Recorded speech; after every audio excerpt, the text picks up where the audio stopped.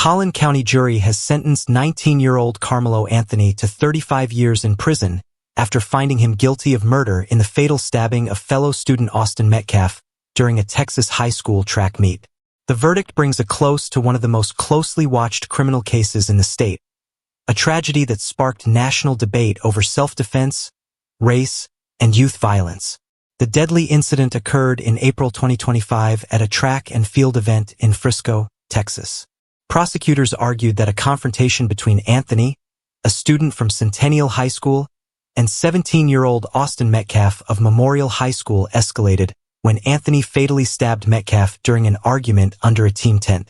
Metcalf later died from a chest wound, despite efforts by coaches and emergency personnel to save him.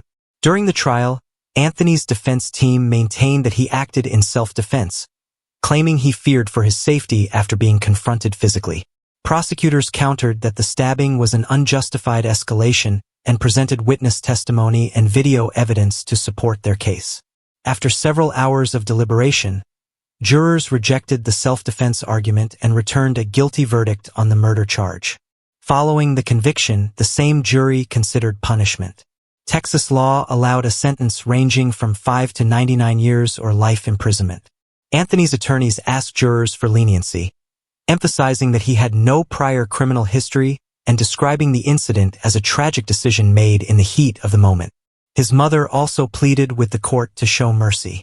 Prosecutors urged the jury to impose a substantial sentence, arguing that accountability and public safety demanded a strong punishment. They contended that the loss suffered by the Metcalf family could never be repaired and that the consequences of the crime should reflect the seriousness of taking a young life. Ultimately, jurors sentenced Anthony to 35 years in prison. Emotional scenes unfolded inside the courtroom as the sentence was read. Anthony reportedly broke down in tears while members of both families reacted to the decision. Austin Metcalf's relatives expressed gratitude that justice had been served, while Anthony's supporters voiced disappointment with the outcome. The case drew intense national attention throughout the proceedings. Discussions surrounding race, self-defense laws, and the composition of the jury fueled widespread debate on social media and beyond. Court officials maintained heightened security during the trial amid protests and demonstrations outside the courthouse. Although convicted, Anthony still retains the right to appeal the verdict and sentence. Legal experts expect appellate proceedings could take years.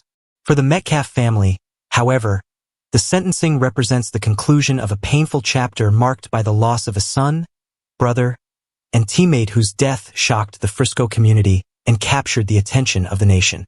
As the community continues to heal, the case stands as a sobering reminder of how quickly a moment of confrontation can turn into irreversible tragedy, forever altering the lives of two families and leaving lasting questions about violence among young people and the boundaries of self-defense under the law.